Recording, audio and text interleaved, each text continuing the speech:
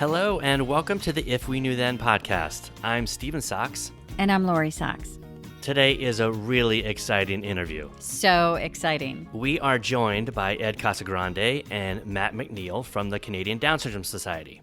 The Canadian Down Syndrome Society has this amazing initiative called Project Understood.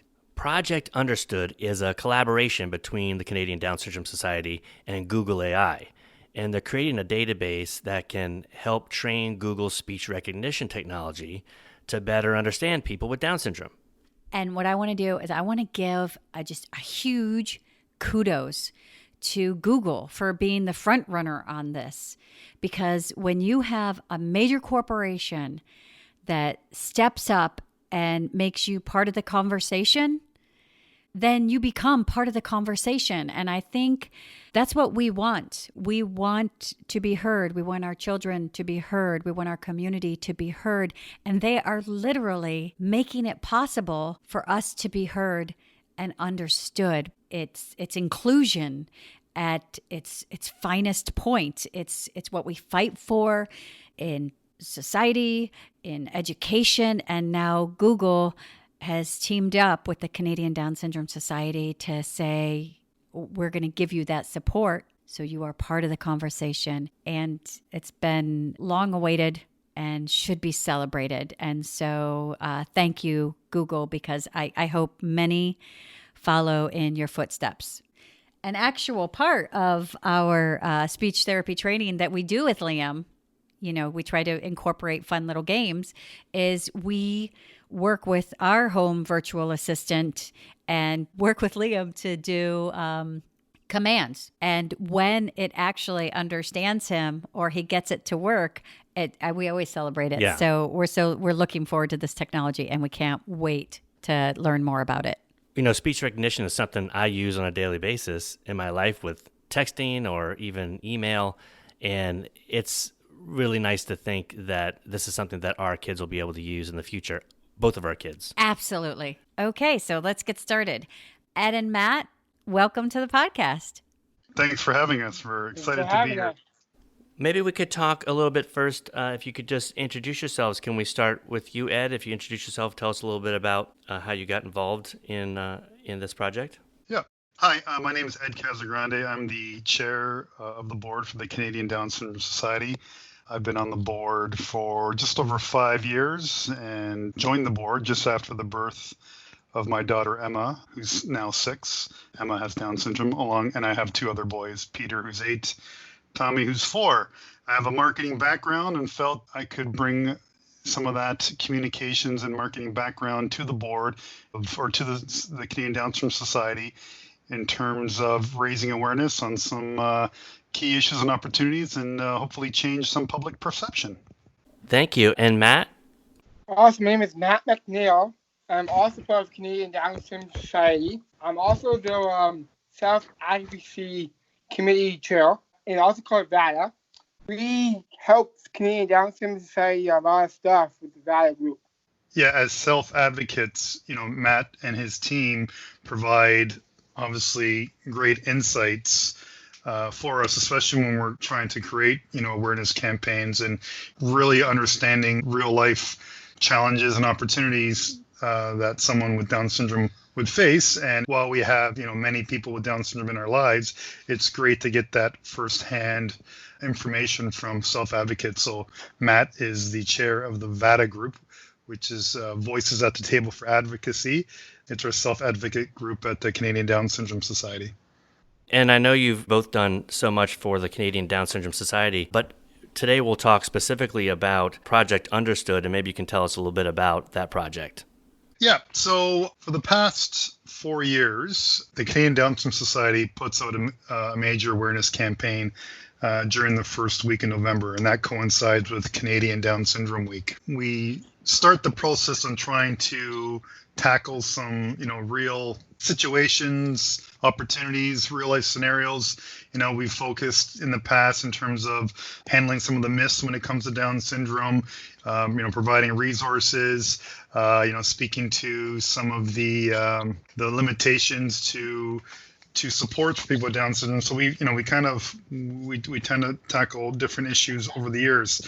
So early in 2019, we sat down, and started discussing, what should we be focusing on. So we reached out to the VADA group, so Voices at the Table for Advocacy, and we just had dialogue to understand, what should we be focusing on? What are some real life opportunities, challenges that you're going through? And what came up in those discussions a lot was accessibility. The frustrations of not being able to do something because of X, Y, and Z.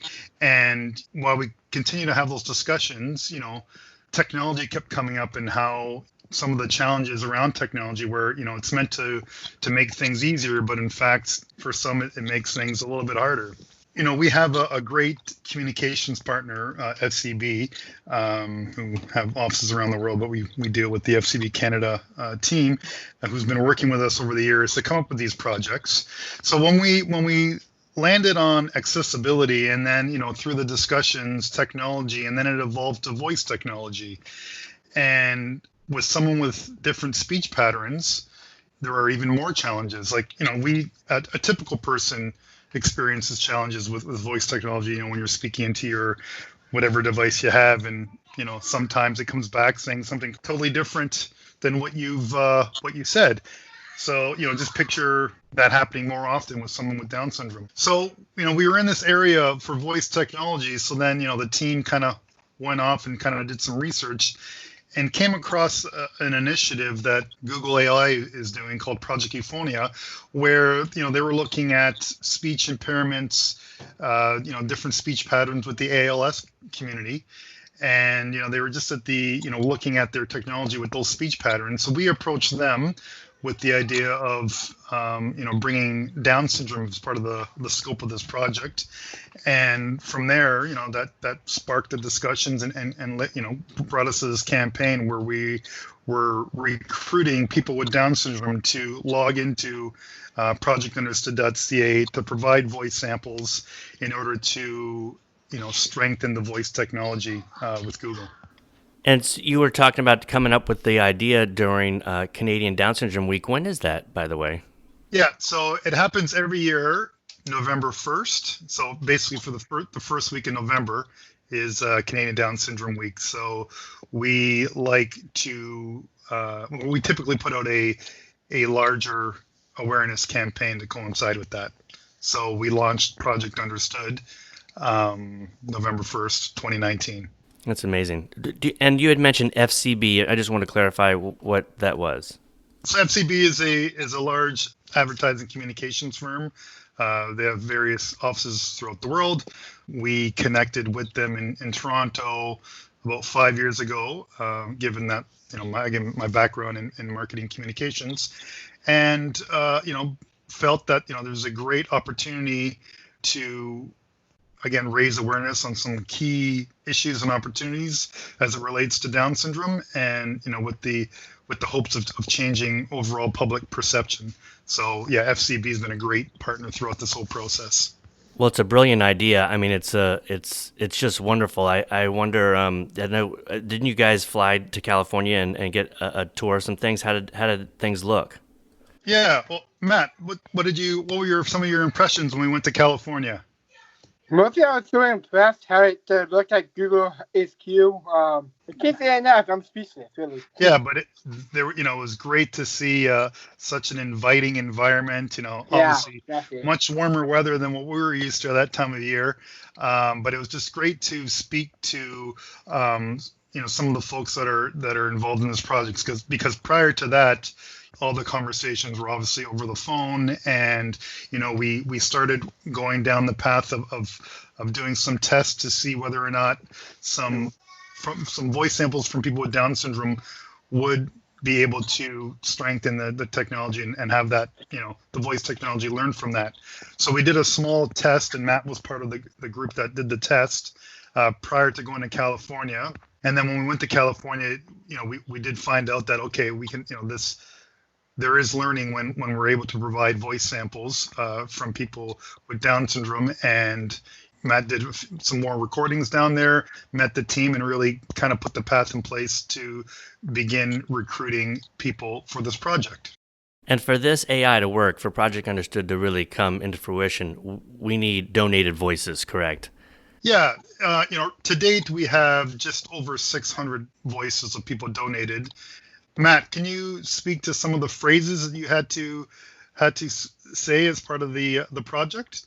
So what I remembered was like, I like a yo-yo today. Yeah, you're right.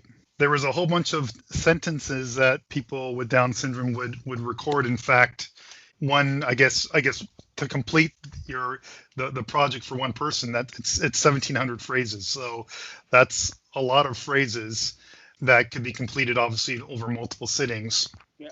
So having 600 people, participate, where it's a big time commitment, where you have to record 1,700 phrases, is a big undertaking. We're just thrilled the success to date. So it was really much an awareness campaign in terms of participate in this project so that we can get ahead of the curve in terms of trying to shape voice technology, because as we all know, voice will replace the keyboard when it comes to triggering the internet or technology or what have you. So instead of playing catch up, or instead of not being able to take advantage of that technology, we felt that this is great, that we can help shape the technology so that it's usable to our community.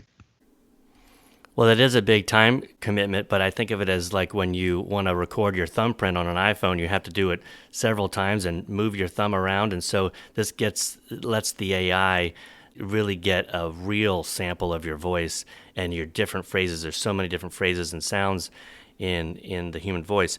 Through this project, what have you seen? What have you learned from this project just personally?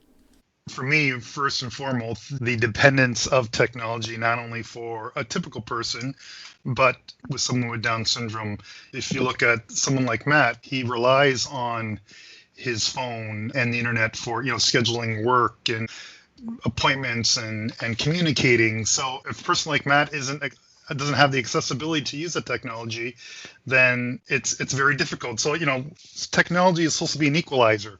So the inputs to that technology needs to be workable for everyone. So I've learned that because we rely on technology so much, that those who can't use it the same as some others, you really see the gap there. Well, I can understand that as a dad, that what I want for my child's future. And Matt, I see this as being something that is going to be able to be used for you as well. I'm assuming that there's really no timeline of this, but depending on how many people we can get to donate their voices, it's going to dictate how long it takes for this technology to come out.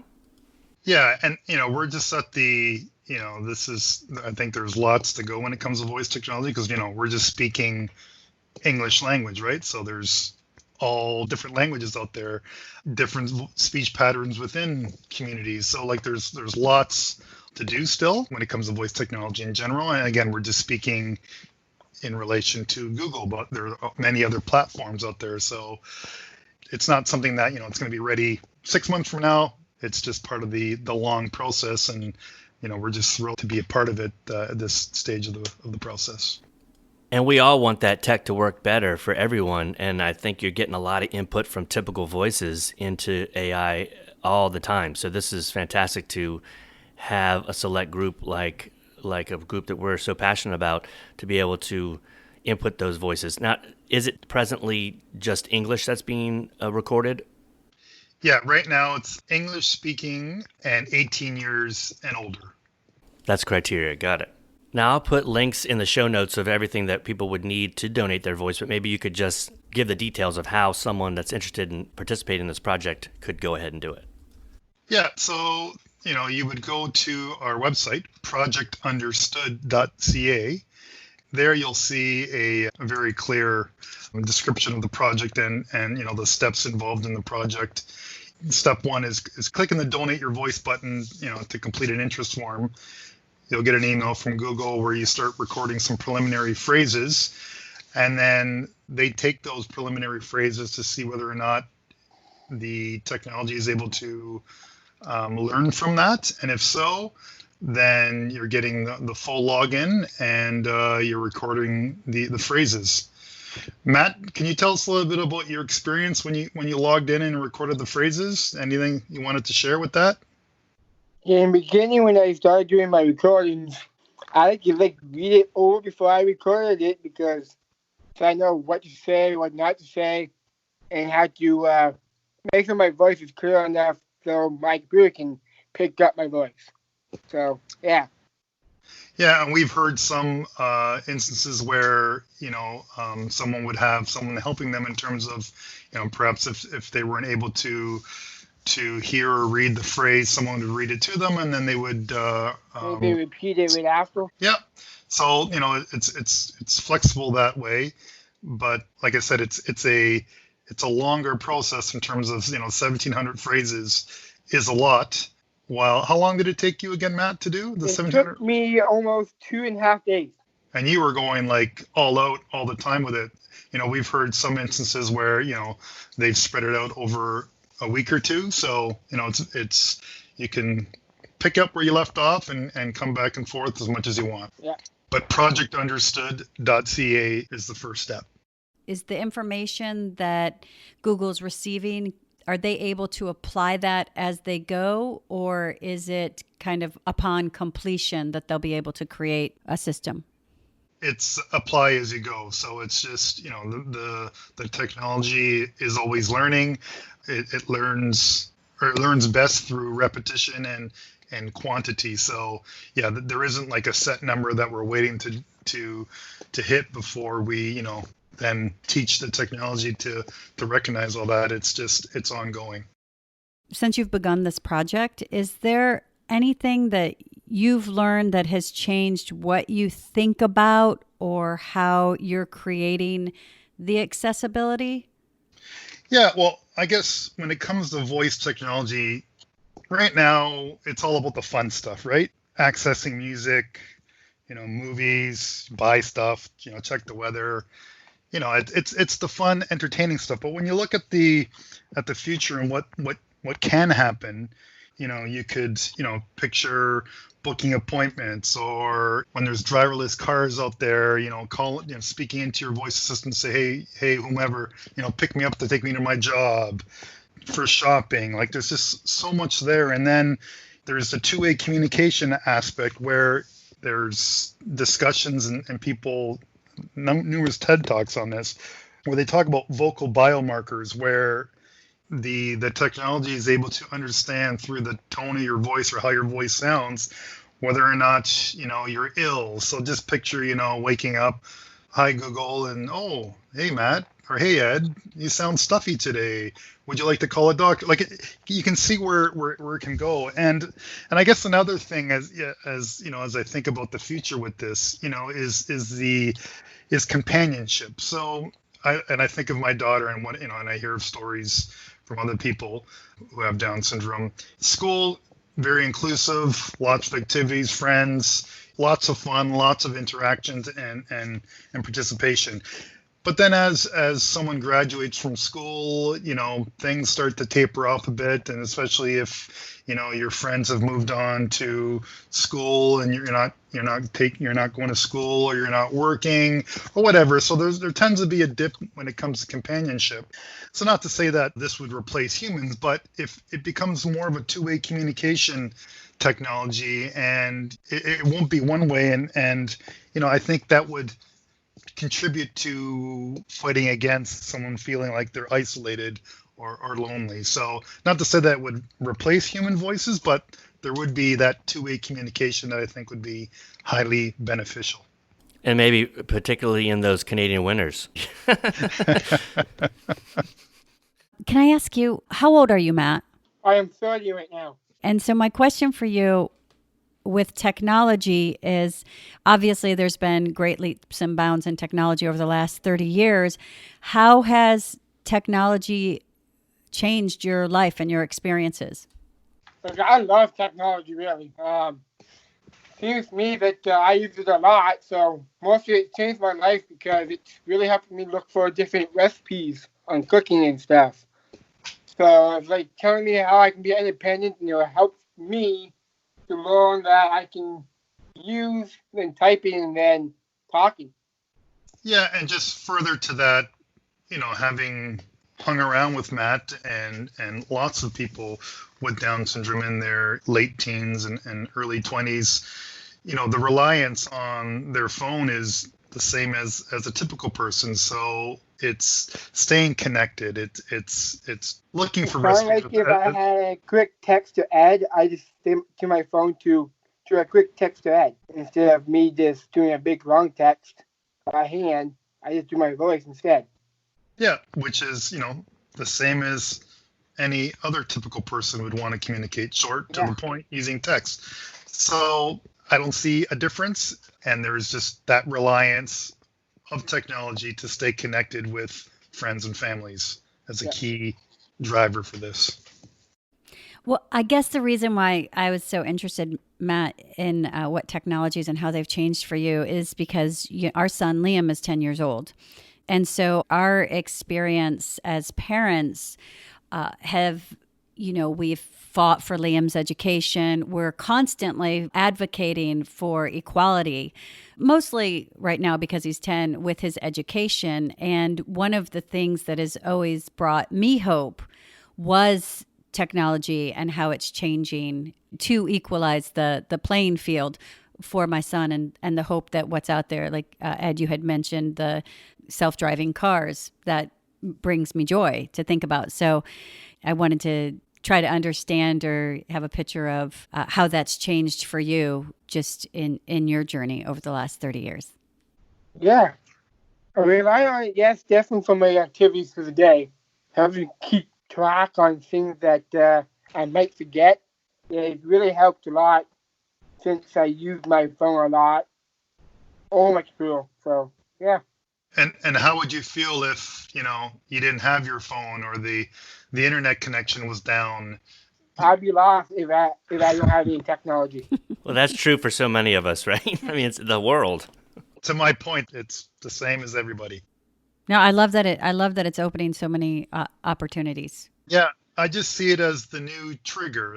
Like I said, it replaces the keyboard. So, when you hear about the Internet of Things, where your refrigerator is going to be hooked up to the internet or whatever, it just seems like, as scary as technology may seem when you think about the future, I'm very hopeful that technology will allow my daughter to show all her abilities and her to be a fully contributing member of society the way she wants it to be. So, and that's, at the end of the day, that's what we all want. We want to be contributors to society.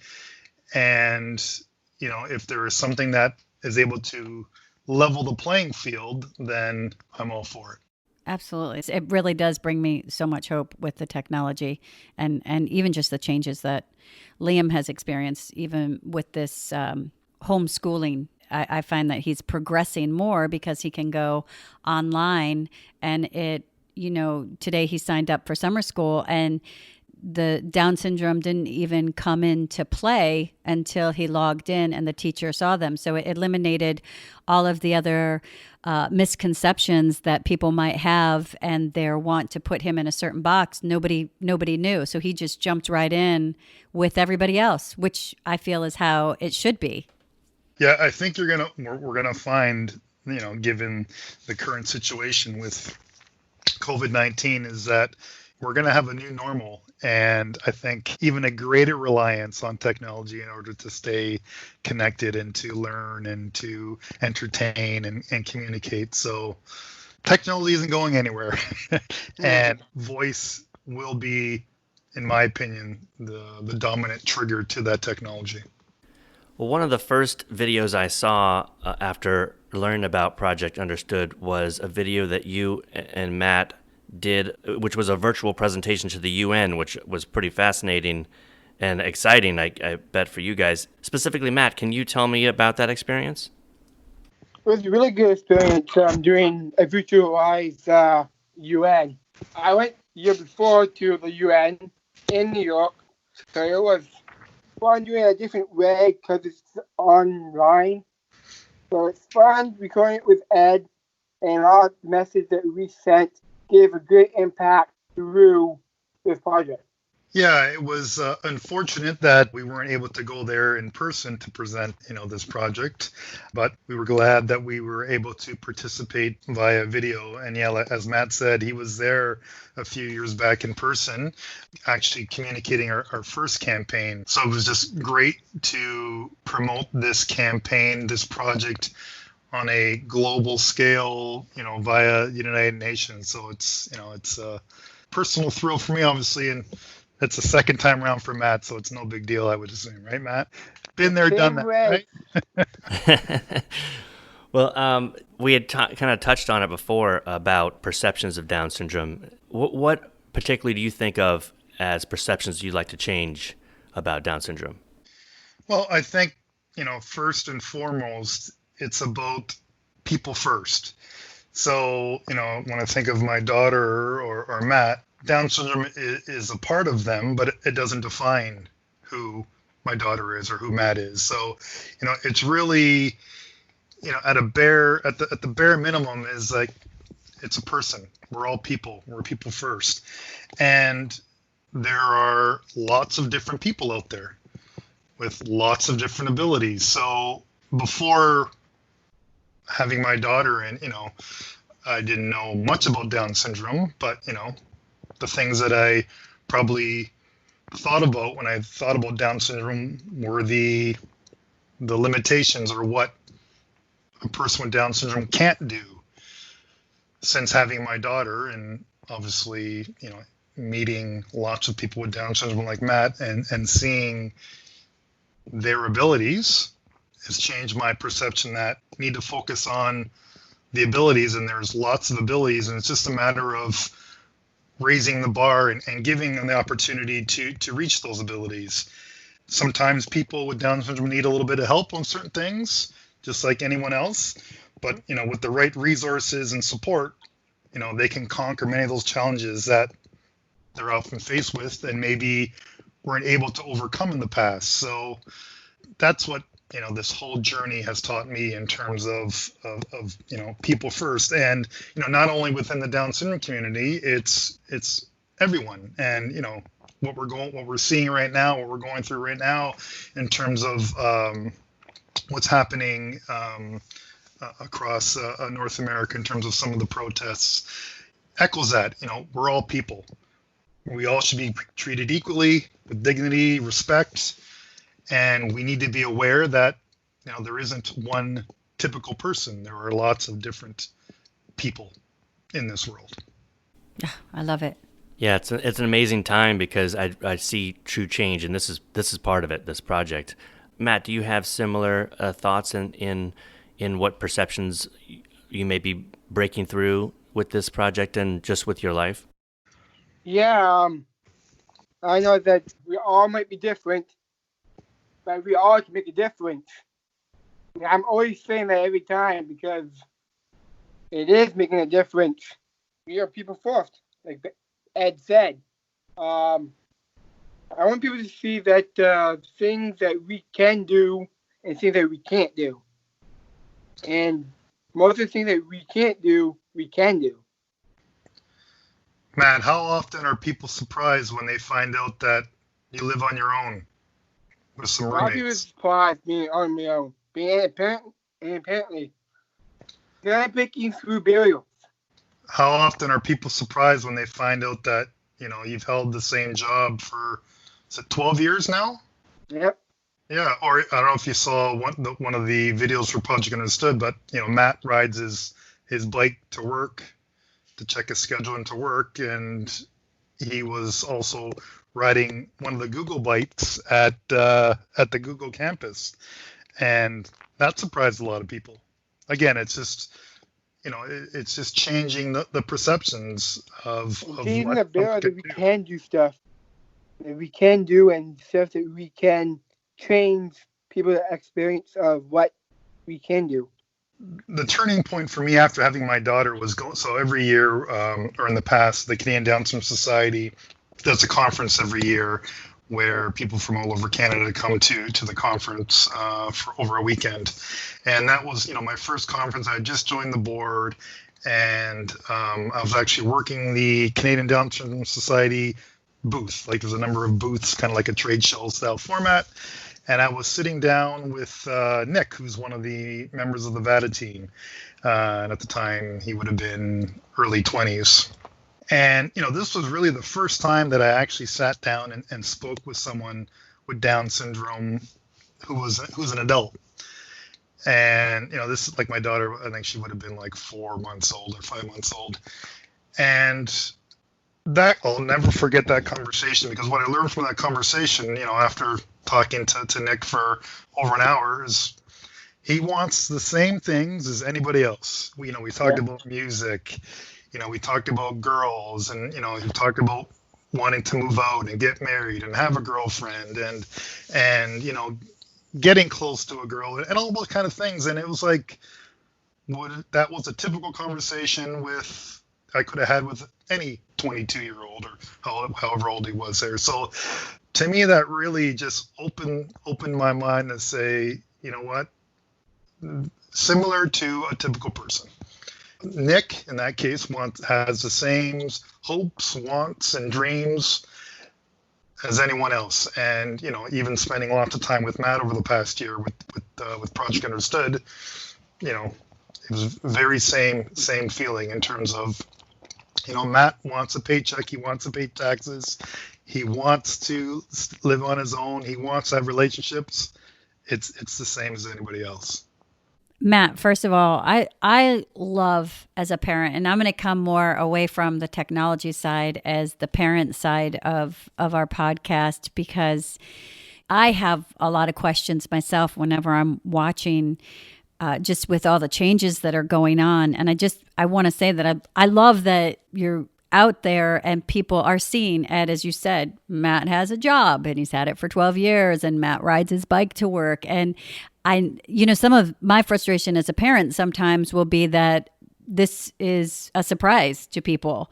And that can be, I can't imagine your experience, Matt, if every time I did something, people were blown away by it. So that's my question. If you could talk a little bit more on your experience, even when you were younger and went to school, because I know things have changed since you were, in elementary school or middle school or high school. And maybe you could talk a little bit about that, because I personally find it very interesting. Yeah. So I remember that different things that I did when I was in elementary school. I met lots of friends when I was a kid. Stuff that I learned that I didn't learn now is trust math, like doing math and stuff. When I was a kid, my mom and my stepdad and them taught me how to do dot math, and nobody knew what that meant. So when I did the dot math in class and they saw me what I was doing, they looked at me saying, "What the heck are you doing?"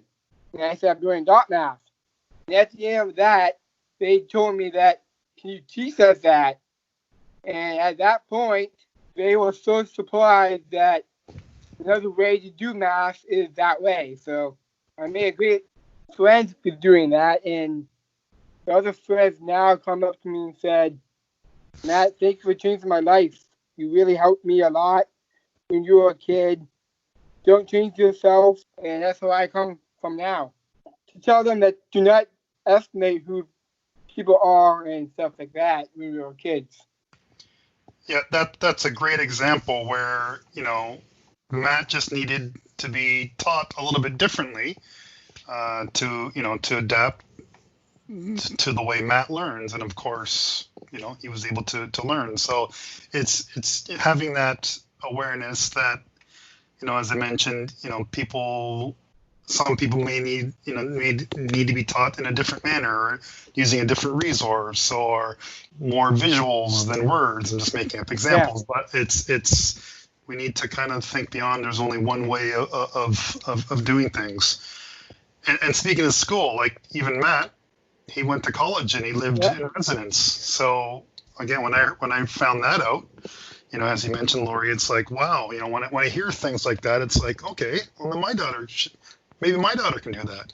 Maybe my daughter can live on her own and go hop on her bike to check work work schedule and go to school. So it's just very, very comforting to see that. And that's, one of the roles of the VADA committee that I spoke about before, where Matt sits on. It's to give inspiration to especially those new parents who, they're going through lots in their head in terms of what the future will hold and what will, what's going to come out of all this. And seeing those real life examples, it's very motivating. And going back to that first conference that I went to when my daughter was 4 months old. At the time, we only had 2 kids, but seeing families where that had people with Down syndrome and typical people, and interacting, and sibling rivalry. It's all the same. Like, whether you have Down syndrome or not, you're going to be happy, sad. You're going to fight with your brother and sister. You're going to want to watch something on TV. So seeing that interaction was like, okay, it's just, we're going to be just like any other family, and we'll turn out okay. So but we need to continue to raise awareness on the abilities and what someone with Down syndrome can do versus what they can't do, so that we're ones to help raise the bar and achieve those larger milestones. Because it's not that long ago where the bar was very, very low. So we all can appreciate that bar has risen, and there's lots of opportunity for it to go even higher. I think what is so great about seeing these examples, because I know that when my son was born, there weren't a lot of examples. I'll take that back. There were really no examples out there, because I went and I did research and there was nothing very hopeful. And I think having these examples to where more people see the capabilities and the changes, I think it's more the change of perception than the abilities, because I believe that the abilities were always there. It's just how they were limited in society. I think that takes away a lot of the fear. And what I experienced as a new parent was not only just the fear of being a new parent, like I was with my daughter, but there was so much unknown, and the only known was stuff that really kind of put fear in our hearts, because it was limits. And I love that.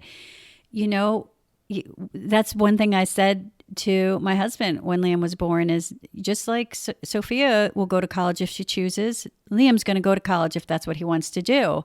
But it wasn't a norm that was out there. It was something that you weren't given that. It was almost like I was stomping my foot in the ground, and it shouldn't be that way. No, even for me, when Lori would say that, I went, oh, okay. I mean, but did I really believe it?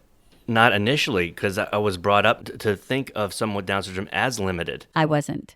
Lori was not. So she really has brought this great positive attitude that is only going to, if we told our typical daughter that you're not going to college because she couldn't, because she'd be unable to do it, then right there I'm limiting her, and she may not go to college for that very reason.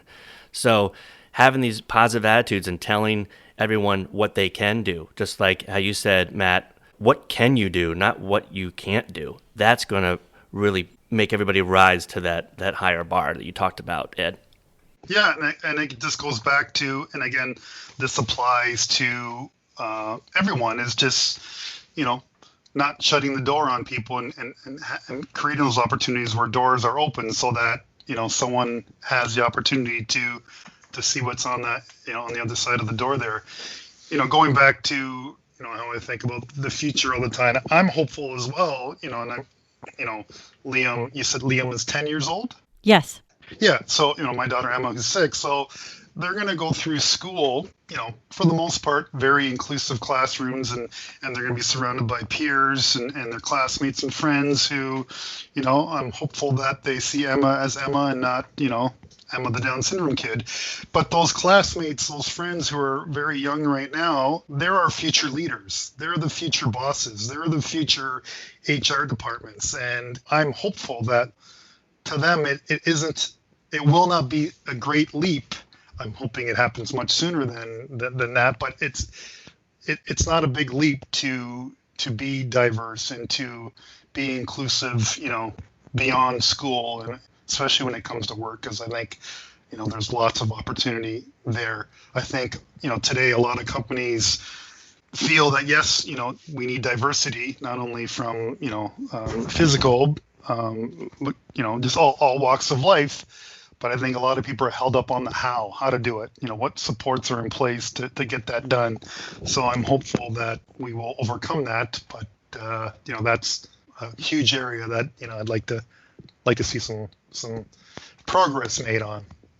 Agreed. And I think that's the whole advocacy for inclusion, is because it does start at the foundation of having society just be inclusive. So everything is accepted. You're just accepted. It's just there. And let's start from that even playing field, as we are who we are, and everybody is different. And everyone has something to contribute. Right. Matt, can I ask you, when you were in school, did you attend in an inclusive classroom? In high school, yes, many times. I took everyday life math, and that taught me a lot of stuff that I didn't know. Like now, I do now, but I took stuff that I didn't know I could do before. But when I did, I loved it. How did you feel going into the inclusive classroom, or how were you accepted then? What was that experience? Maybe because my sister had friends that knew me. Maybe that's one of the reasons why. But then sports was when I was thriving, because I wanted to make a change. So I started to run for student council. And I did one little word that made everybody thought, who is that on the microphone? And so I said, my speech, I said, I might be different, but I could make a difference. And last thing I know it, everybody in the school said, wow, that's Matthew? Like, that made my day. And then I made the student council that way, because of them seeing behind my ability and see the person first. I hope you don't mind if I steal that motto. I might be different, but I can make a difference. That's fantastic. We got to copyright that one. Trademark it. Make a T-shirt. Right. Matt, what college did you go to? I'm Fleming College in Peterborough. Peterborough, Ontario, which is about 2 hours away from Toronto. 2 hours east of Toronto, Ontario. And what did you study in college? So in that college, they had a class called CICE, Co-op Integrated through Co-op Education. So I was going for rec and leisure. So rec. Oh, rec, yeah. And that's so Matt's college, like that's from his house, that'd be like 4 hours away. So we're not talking like right around the corner from the parents' house where they can check on Matt. He was far away, and he got it done. Living on campus, right? Living on campus, learning the bus routes. Can I ask a little bit about your experience going into the classroom? How you In college. Yeah, in college. I'll let you talk on What that experience was like when you first went? My first experience going into a classroom that I didn't know anybody. So I just went in as a student and sit down, listen to the teacher. If somebody came and talked to me, I talked to them. Signed up for like bus buddies, so if somebody in there who was my bus buddy would be easier to talk to. And they would show me what friends to talk to and be in the right path of who I talked to get help for homework and stuff. What was the reception? Were teachers surprised, or were some of your classmates surprised that you were there, or about your abilities? Yeah, it's actually some of the classes I took. I was talking about Down syndrome with one of my classmates, and first I was kind of telling myself that I can talk to the classmates and telling them what Down syndrome really is, and I was happy that I could give them good information on what Down syndrome was. And in fact, I made a friend who kind of helped me with the project, and I was happy because it really turned out as a great project at the end of the day. Matt has a very engaging personality, as you can probably tell, and he's easy to talk with. He can joke around like the best of them, and like I say, he's a big sports fan. Don't get him started on the Toronto Maple Leafs hockey team. So Matt, it's easy to have a conversation with Matt. So I wasn't there when Matt went to college, but I can just only assume, based on how I know what I know about Matt and how I know Matt, that he would have no problem talking with people, interacting, and making lots of friends. So I can, when he talks about breaking down some barriers, I can see that those barriers going down very early in his when he went to college, and they saw Matt as Matt versus something else. So I took a project because I was asking to do an essay. So I said to myself, I would like to compare Down syndrome stereotypes and Aboriginal stereotypes.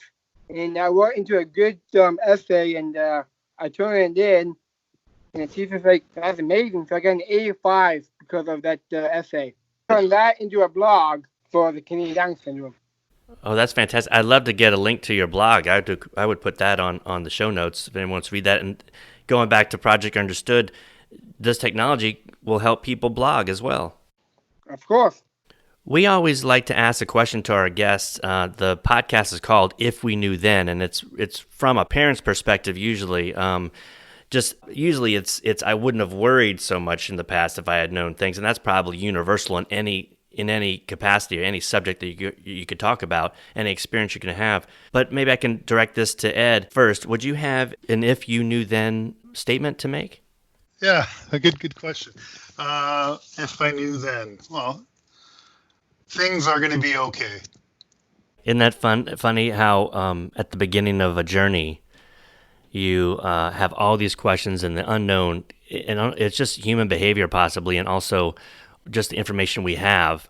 The unknown's sometimes so scary, and when you have sometimes negative input or negative information that you get to, your mind even expands that and makes it where you're really fearful. And I believe that all this positive things that we're putting out, that the project is putting out, is really going to change the initial thoughts for parents, in particularly when they find out they're going to have a child with Down syndrome. Yeah, and in fact, that was really the first campaign we did 3 or 4 years ago called Down Syndrome Answers, where I can go through my experience, which is very similar with a lot of people. Is once you find out whether prenatal or at birth, it's just it hits you like a brick wall because you didn't expect it. And then what do? You go online and you search for answers, and you get a wide range of information, and a lot of it focuses on the limitations versus the potential. And so we created a campaign called Down Syndrome Answers, where we actually looked at what are the most asked questions on Google when it comes to Down syndrome. How long does a person with Down syndrome live? Can someone with Down syndrome ride a bike, drink alcohol? A number of questions. And what we did is have people with Down syndrome record answers to those questions. So not only we're trying to squash some myths and stereotypes, but seeing and hearing the answer said by someone with Down syndrome obviously puts a human aspect to it. And going back to what I said, things will be okay. Seeing it in that context, it's not a cold piece of paper or a cold piece of text that you're reading and trying to understand, well, how does this apply to me? Seeing someone giving you a heartfelt response makes a big difference in how you're getting that information. So yeah, that's another campaign you can check out. A lot of these campaigns you can find on the Canadian Down Syndrome Society website, cdss.ca. I'll look that up, and if I do have a problem getting it, I'll make sure I get the link from you, because that's definitely something we'd love to promote. Matt, do you have an "if you knew then"? Were there times, Matt, where you maybe when you were younger you felt that, oh, I can't do this? That's a very good question. Public speaking was the toughest thing I ever done. When I kept going, back then I didn't know how to do public speaking, and now look at me right now. So I think public speaking helps me now, and that if I could think that then, that how I can speak clearly enough to talk to people. And you were a little nervous when you first started public speaking? Yes. I think everyone is. That's one of the scariest things you can do. Listed listed under like being a fighter pilot trying to land a plane on an aircraft carrier. That can be really nerve wracking. Yep. What helped you with your public speaking? Well, technology is the one thing that helped me with my speaking, because as you guys know now, I'm mumbling, but trying to figure out a good answer to answer the questions and speeding up my answers. So those kind of things that helped me to calm down and think before I say stuff. And I think the more speaking engagement you have, Matt, the better you get at it. So, Yeah. with your work with VADA, and you're oftentimes even going back to some of those conferences, you're up on the stage with a microphone, or you're leading a discussion with your peers. So I think because you've had so many opportunities to speak, you're much better at it, just like anyone else. It's all about repetition. Matt, can I ask you, Liam, he's cognitively there as far as speaking, but his expressive language comes in a little bit slower, and we work on that and we assist him with speech. As a parent, talking to you, who you speak very eloquently, and I love to listen to you talk. Can you tell me, as far as advice, something that helped you with speaking? Is there an app, or is there a book, or is there something that you use that help you to develop your speech? The thing that helps me with is my mind. Really, it does know yourself. So it will take time, but I believe that it will take patience, really. Just keep what you're doing, and I feel that at the end of the year, go in the future, I feel like be a great person to talk to. Mm-hmm. Was it frustrating for you as your speech was coming in? Yeah. And what helped with the frustration? Just as just as someone I'm supporting my son to develop his speech, what helped you with that frustration? Parents, friends, all helped me with my speech. A coworker like Ed helped me talk. Someone who maybe knew what I'm talking about and not finishing my sentence. I always say that there always is support out there for speaking. And Ed's always one who always helps me sometimes and the most. So thanks, Ed. No problem. Yeah, Matt's not afraid to speak his mind. So we just have to give people like Matt the opportunity to speak and to be heard, and to stop and listen, and not cutting off or not trying to say what you think Matt wants to say. Matt knows what he wants to say. Let him say it. So it's just, If I mess up, I mess up. you can always say it again. Yeah. Well, we're glad we were able to bring you guys together and have you guys talk to each other a little bit. I know you guys don't live next door to each other, obviously. Yeah, we're about an hour and a half away. Yeah. But with this Project Understood campaign, I was very adamant. We needed Matt to be a big part of this, and I'm just very happy the way everything turned out. Ed, your journey with your daughter over the last 6 years, is there anything that you'd like to share, or whether it be personal or just I'm very, very, very hopeful for the future. Like I've seen how my daughter thrives in school and in social settings, and the thing that she does, like I don't see Emma as someone with Down syndrome. I just see Emma as Emma, and I'm not, while there's things that I still think about the future, I'm not fearful. Well, I've just enjoyed speaking to the both of you for so many reasons. I love what you're doing with Project Understood. I think it was like a year and a half ago, Stephen was talking about technology and AI, and that was a big concern, because as they were talking about getting voices into technology, he brought up, what about AI advocacy for Down syndrome is what I wrote down in my goals. Was because I'm kind of a tech guy, and so I said that there needs to be a representation for Down syndrome in AI.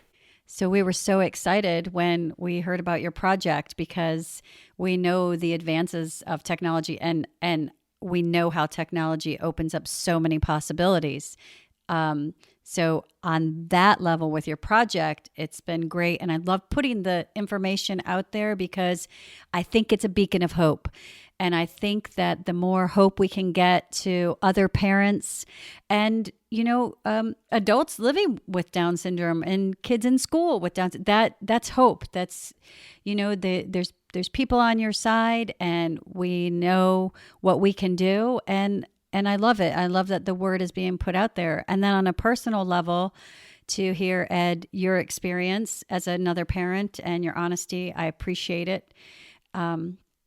Because being a parent, even just seeing you, I'm 4 years down the line from you. I always love to hear how things change. And when you're talking about having an inclusive classroom as a given, that makes me so happy because Liam's inclusive classroom was not a given, and we had to fight really hard to make that happen. So I love that now, 4 years later, that's just something that happens.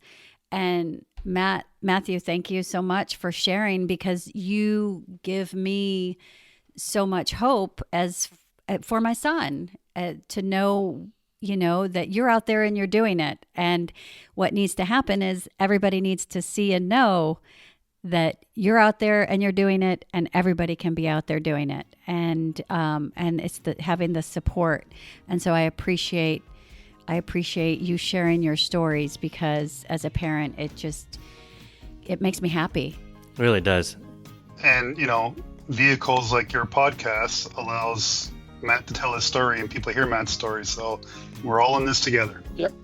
Ed, Matt, thank you for joining us. It's been a pleasure talking with you today. Thank you very much for having us part of your podcast. Thanks for having us. Please follow us on Twitter at If We Knew Then Pod, and you can drop us a line on our Facebook page at If We Knew Then Pod, or visit our website, ifweknewthen.com, to send us an email with questions and comments. And you can join our mailing list there and get alerts of future podcast episodes. All these links will be added to this episode's show notes. Thank you again, and we look forward to you joining us on the next episode of If We Knew Then.